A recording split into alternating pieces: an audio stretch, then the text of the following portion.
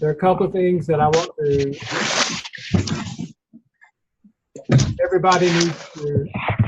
Everybody needs to mute your microphone, please, because we're hearing lots of feedback.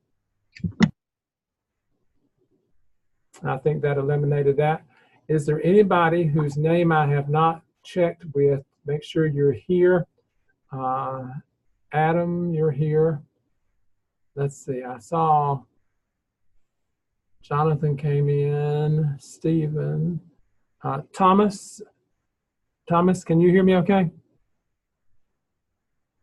Yes. Okay, good.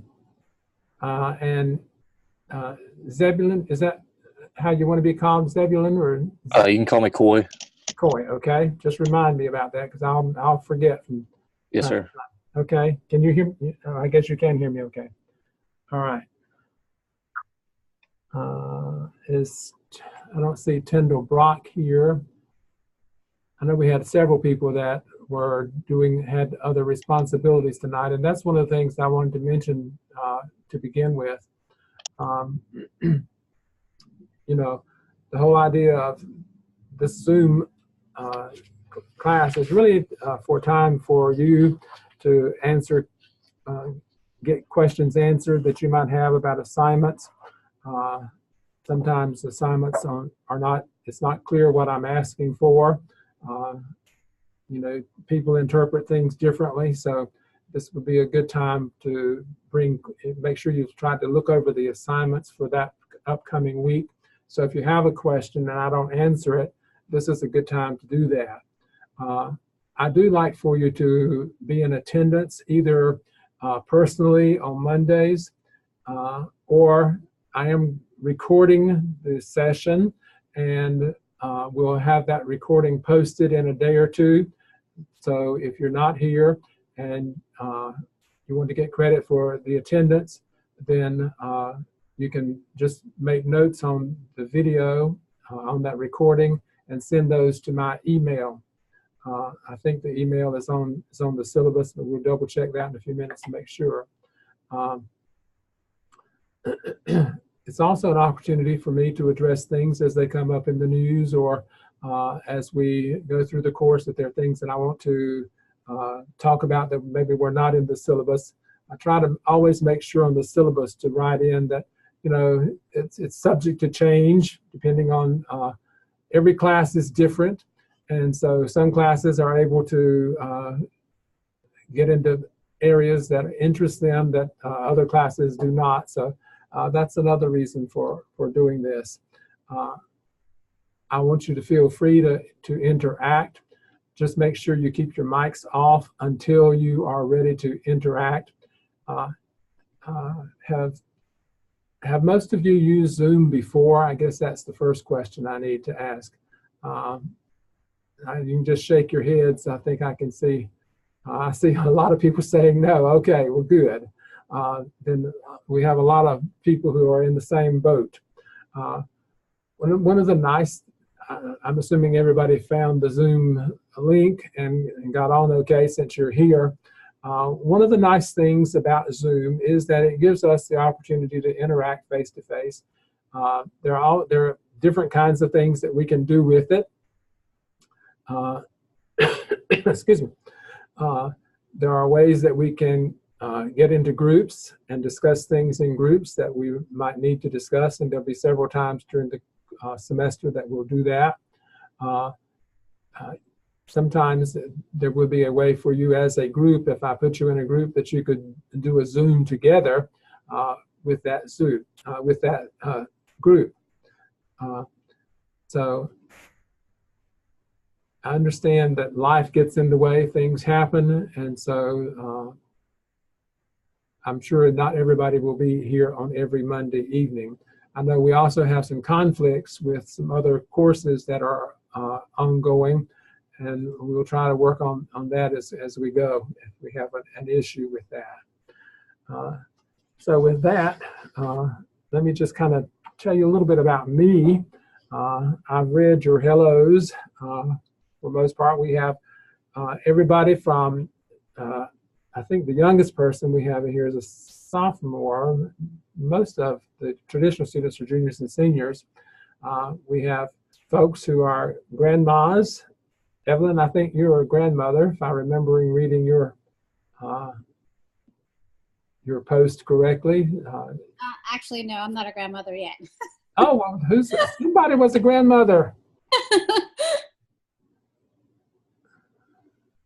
I didn't make a notice who it was, but we do have grandmothers in the class. So we have folks who are working in the traditional undergraduate program. We have folks who are working just for licensure, who are lateral entry. So we have a real conglomeration of folks in this class. So there will be times when we are looking and doing things that may not be quite as relevant to you, but hopefully we can get most of these things done that will be relevant to your particular area. James, I saw you come in. Are you hearing me okay? Can you hear me? Yep, gotcha. Okay. Good, thank you. As I was saying, I have been at UMO for 10 years. I came here when they asked if I wanted to help start the education program here. I had been serving on the Board of Trustees here for 10 years before that. And in my previous role, I've been a principal, a teacher, a principal, a director of programs for exceptional children, a director, assistant superintendent for personnel, and finally retired as superintendent of schools. So I've been doing this for a long time. So they asked if since I've been on the Board of Trustees, and one of the things I had tried to get UMO to do was to develop their education program so that we needed student teachers in our school system, and this was a good way to get student teachers into our school system. So that's kind of the background of that. As I said, I've been a teacher, principal, all those jobs. I'm married to a retired English teacher. I have 3 daughters, 2 of whom work in the school system. One is an ESL teacher, and the other is a guidance counselor of a virtual school. And my oldest daughter is an attorney out in San Jose, California. We have 3 grandchildren whom you probably hear more about than you ever wanted to hear. We have a granddaughter who's 9, whose name is Sophie, a grandson who's 9, whose name is Caden, and a granddaughter who is 1.5, who is Amelie. So that kind of just lets you know who I am, my background. And usually with this class, I kind of let folks tell a little bit about themselves, but I put the hello assignment on there just because we have almost 30 people in this class. So it's going to be quite difficult to go through every one and do that. So we'll just kind of jump right in. I do want to mention a couple of things before we do that. One is this Wednesday check-in assignment. Several of you have already done that, where you check in and say you have received the syllabus and have read the syllabus and understand the syllabus. And then you pose a question. I will try to answer most of the questions that I've read tonight as we're going through. So make sure you do that before Wednesday. I have to complete the attendance by Wednesday night. So between now and Wednesday afternoon, please check in and make the statements that are required there. I want us to take a look at the syllabus real quickly. I'm assuming that you have looked at it at least. Several of you have asked questions about it. I do not usually in this class put all of the assignments in there because there are going to be a lot of them, but we have an opportunity to work through them as we go. And that had been a question that a couple of people had asked. One person had asked about late work. Please try to get your work in on time. I'm not saying I will not accept it, but there will be a grade penalty for its being late. Assignments are due on Sunday night. In other words, for this week, we started class today, and all of our weeks start on Monday. And the assignments for this week are due on Sunday night by 11:55. Make sure that 11:55 you watch that, because sometimes the computer will absolutely cut you off at that time. I'd like to do that because I know some of you are working, and this gives you the opportunity to do work over the weekend that you may not have an opportunity to do during the time of the week while you are working. So 11:55 assignments are due. There may be a couple of occasions, but that would be very rare, that I ask for something to be ready earlier. For example, tonight I asked you to please have hopefully done the hello, but if you haven't, that's okay. We still have time to look at that. One of the things I wanted to mention to you is why this course came to be. When we start looking at the teacher ed rubric for the state of North Carolina, it is Standard 4, talks about facilitation of learning. And so that's really what this course is all about, is how do we do that? Which is really a methods course. In many of your colleges across the country, they talk about a methods course. Well, this is the course that we use as your methods course. It is really kind of a how-to, and since we have different groups of people, we have some people who are already teaching. So hopefully this will be a review for you, but hopefully there will be things that you learn that you did not know. Many of you are lateral entry and therefore have had no pedagogical training at all prior to becoming a teacher. We have traditional students that are in the traditional program.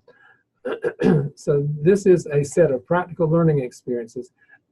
Much of what I want you to do are things that I hope are practical, that will be of benefit to you in the classroom. You may not be able to use this exactly, but that the learning that you get from it is something that you can incorporate into your classroom. I had served as division chair for the Department of Education for the last 10 years, but I have asked to go, when I started working half-time last January. So I asked that they begin to look for somebody, and they've hired Dr. Amanda Maxwell. Many of you have met her already, but she will be the new chair of the Division of Education. I just wanted to give up the administration. I've been in administration since 1982, so that's long enough. You see the student learning outcomes and how we're going to assess those. Let me mention assessment, and because this was a question that a couple of people had about the grading. What I do is to assign each assignment a point value, and so you can look at each assignment and it will tell you how many points this particular assignment is worth. At the end of the course, all of those assignment points are added together, and then 93% of those points gives you an A. 90% to 93% gives you an A minus, and on down the scale that way. So instead of a 100-point scale on everything, it's an accumulation of points. So if you want to know how you're doing, just look at the assignment and the number of points that it's worth, and then the number of points that you are awarded for that assignment. One of the things I like to say to students as we begin the class is just make sure you read the directions for the assignment and do as the directions ask you to do, and we'll get along fine.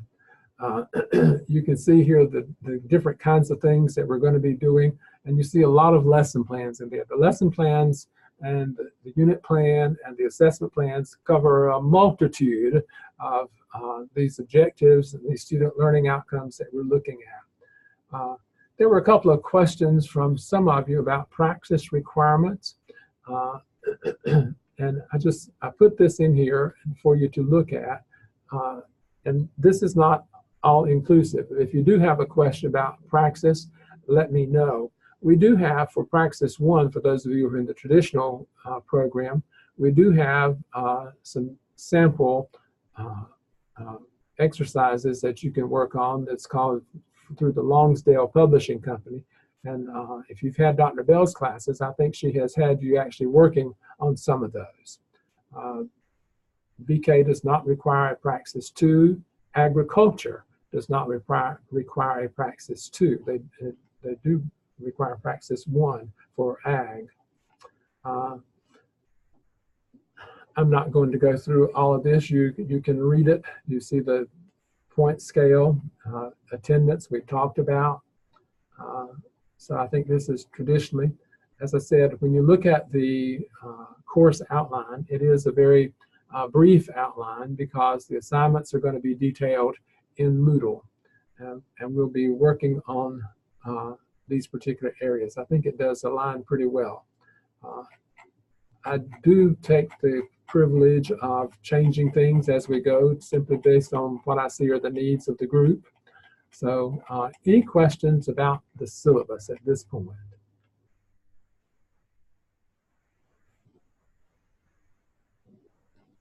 Okay.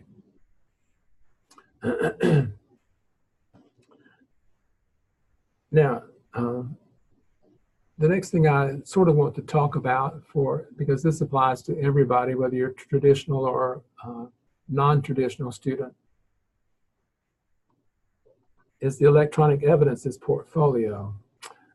And this is in the process of changing simply because our traditional students will be doing some of these activities, but they're also doing the PPAT when you student teach. So that will be different for our traditional students than the electronic evidences. You still have to do a couple of these, and we'll talk about that in a little more depth later. Excuse me. I want to quickly, let's get into some of the things I want to talk about tonight just for exposure. I want to finish up a little early if we can, because I know several of you have other things that are pending, another class that you need to get to. So I kind of wanted to touch base on some of the things that are on here. I ask you to read this article on believing and achieving. You may not have had a chance to read that because we've had some people that were added to the class even as late as end of last week. So we're not going to talk much about that tonight, but a number of you wrote about it when you were doing your posting about effective teaching. So I kind of want to jump right there. There are some people who have, I think I had read all the posts until about lunchtime today, and I haven't read those since lunch that have been posted since lunchtime. But as I said, this assignment is not due until Sunday, but I thought we would take just a few minutes and talk a little bit about your idea of effective teaching. So what I'd like for you to do, there is a chat on the Zoom, and if you will write what you think is the one thing that is most important in order to be an effective teacher. So we should see these popping up on the chat screen. Do all of you see that? Okay, if you will, just type in one word that you think is the one word that is key to being an effective teacher. Good, I see them.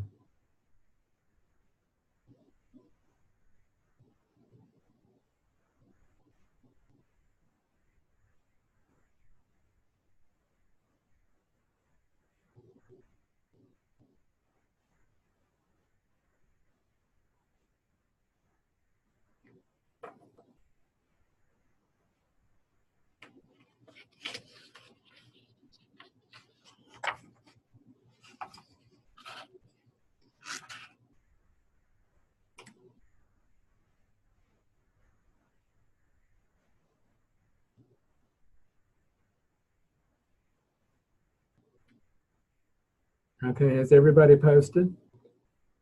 I hope you've had a chance to look at them. As I was reading the posts that had been done already, I kept seeing words like caring, good classroom management, having rules and procedures in place. So those are things that I think are very important. The other thing I wanted to, and we'll come back to that next week a little bit, and that's the question that I have. Next week is a holiday, and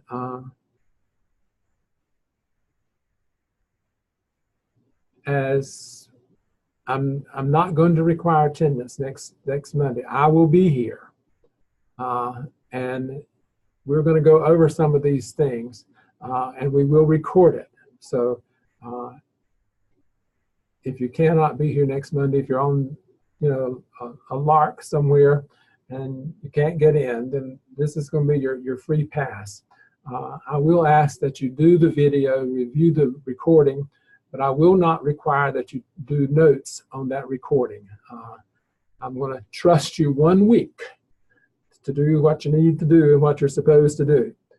So next week will be kind of a free pass. I'll be here. We'll talk about some of these things. But if you cannot be here, I understand. Since it's a holiday, I'm not going to penalize you for that. And I would ask that you do the recording, view the recording, but you will not have to do notes on it. Now, the other thing I want to do tonight is to show you, and then I will make it viewable by you. This is some old data, but the data is, the trends are the same. I've looked at the latest reports that have come out, and the trends are the same. I've just never found it in quite as good a format as we have it here. This talks about, and you see it's quite long, there are 214 pages. So I'm not going to go over all those tonight. We're going to talk about a few things that are in there, and then we're going to go. I just want to call your attention to it because I want you to spend some time over this week looking at the information and the trends that you see in this set of slides. In this first part of the course, I want you to think about good teaching, and I want you to think about the state of education in the United States. And so that's kind of what this is all about. Some good news, it says that achievement are growing, but one of the things that we look at is the achievement gap. And this is 4th grade, the National Assessment of Educational Progress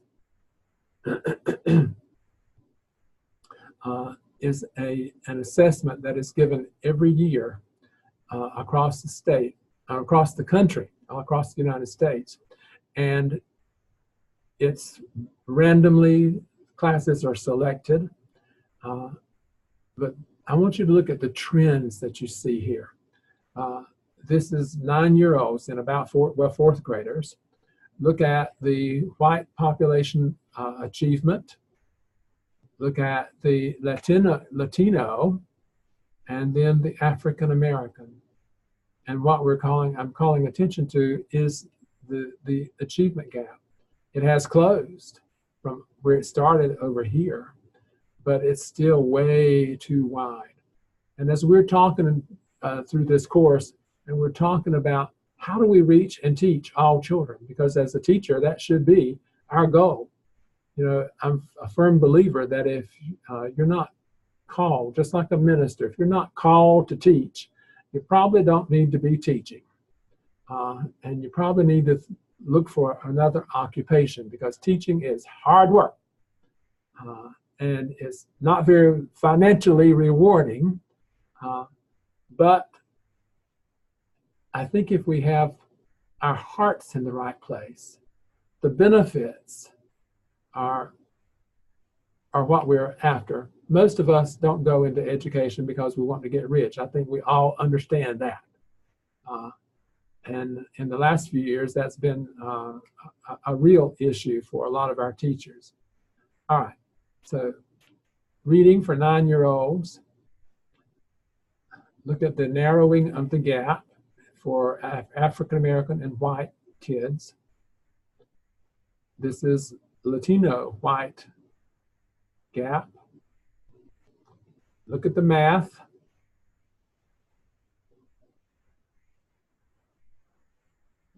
All right, so you see the trend with the 4th grade. You can look at this in a little more depth on your own. When you look at this part, you're looking at the green indicates the level of proficiency, the percent of students that are proficient. And here you're talking about 4th grade math by race and ethnicity. So look at African American, a proficient level in math. Then this is in 1996. Then look at the white proficiency level and the Latino. Look at the below the basic. Now below basic, that's pretty bad. Basic kids, all right, 2007, you can compare. Look at the increase in the proficient level and the decrease among African American students in the below basic level. And you see increases in all of these. So to some extent, some good things are happening in education in the United States. All right, low income students compared to 96 and 2007. So we can make progress. But now look at high schools. This is 17-year-old reading scores. And one of the things that you're going to encounter when you get into your classroom, whether it's in the beginning pre-K level, is this deficiency in reading. So if you're teaching ag and you're assigning students readings to do in the textbook, then it might surprise you that many of the kids won't be able to understand what they're reading. So how we then approach getting that information across, because you're dealing in many cases with content that is factual or that needs to be learned, but kids don't necessarily have the skills to be able to learn it that way. All right. So these are the trends in reading for 17-year-olds, in math.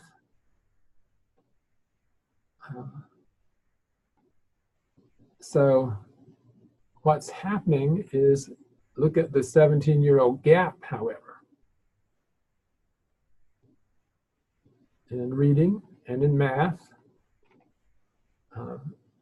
And some people say, well, that's just because we are a nation of immigrants and we assimilate all these people in, but they come in, they don't know English, and therefore, you know, they can't read. And of course, high school kids are all hormonal, and when the hormones kick in, then learning goes out the door.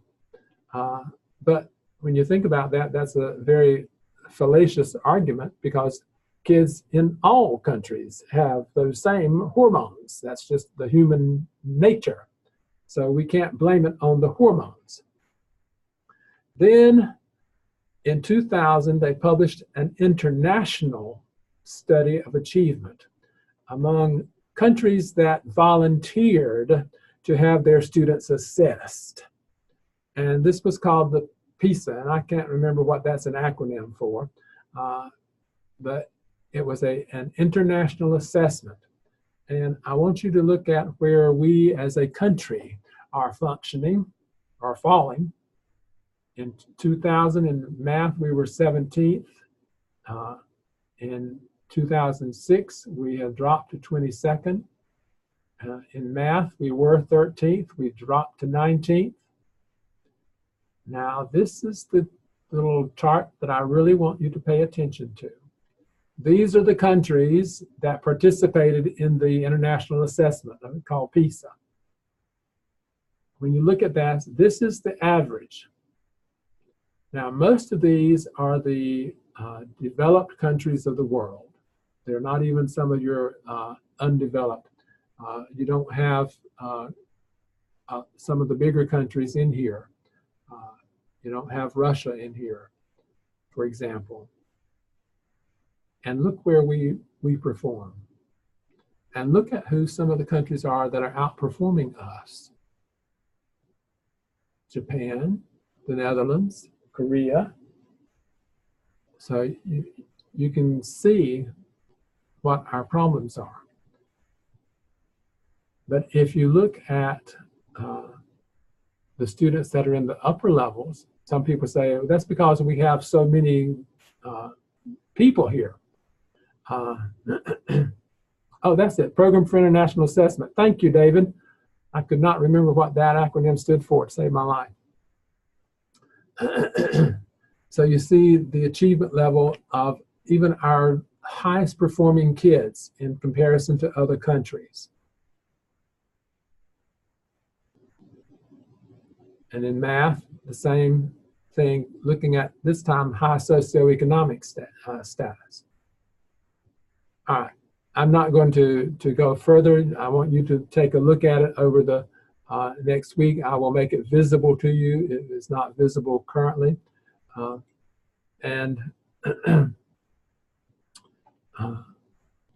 I want you to think about then is, you know, if we know what makes effective teaching, then why are we as a nation, and you can go on, there's data in there about North Carolina, why are we as a nation in this situation?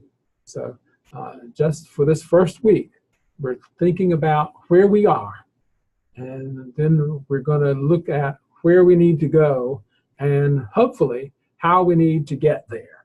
So I'm going to stop there. Make sure you've read chapter 1 this week. It really is all about effective teaching. It talks about Charlotte Danielson's frameworks for teaching, and we're going to look at that in comparison to the North Carolina teacher evaluation instrument and the National Board core propositions. So any questions now for anything we've talked about? I wanted to make sure that I had touched on all of most of your questions. So I think I've touched most of those. Anybody got a question? Yes, Dr. Benson, Stephen here. Yes, Stephen. Is there an updated list on assignment? Actually, I think you kind of mentioned it by every Sunday. Because on Moodle, it's still listed as September's or last fall's due dates. I will go in and change those. I just have not had a chance to do that. Yes, when I opened up an assignment, it says it's about 125 days late. So that would be pretty interesting, yeah. All right, that's all for me. Okay, good.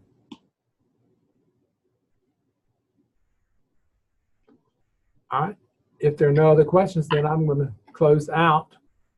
I was just going to ask, where do we look to see an actual list of the assignments? Because I'm having a hard time finding that. All right, they're on Moodle. For example, when you click on this gives you the assignment.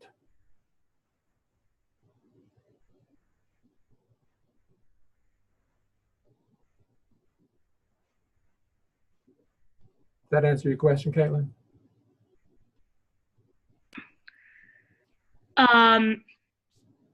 Yeah. I mean, you have to click on each one to see what the assignment is asking for. Okay. And they are by weeks. Okay, I see.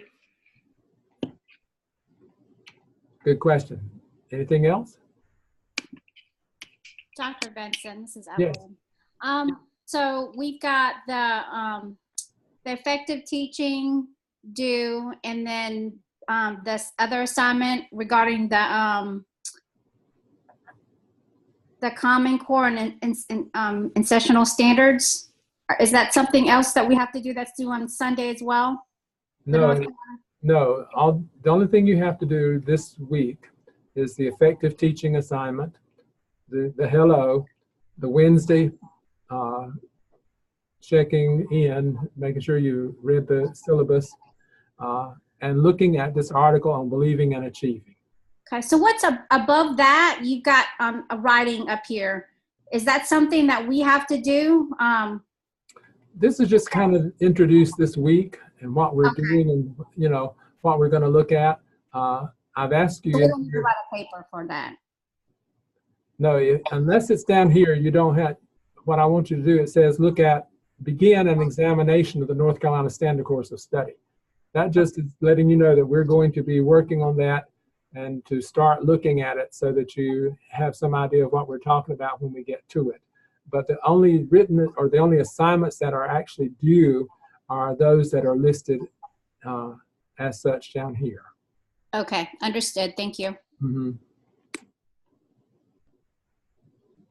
This is why I like to do this Zoom session. That answers a lot of questions that folks have without my having to, you're having to email me and I respond to 30 people. Any other questions? No, sir. All right, then I'm going to close out the session and thank you all for being here.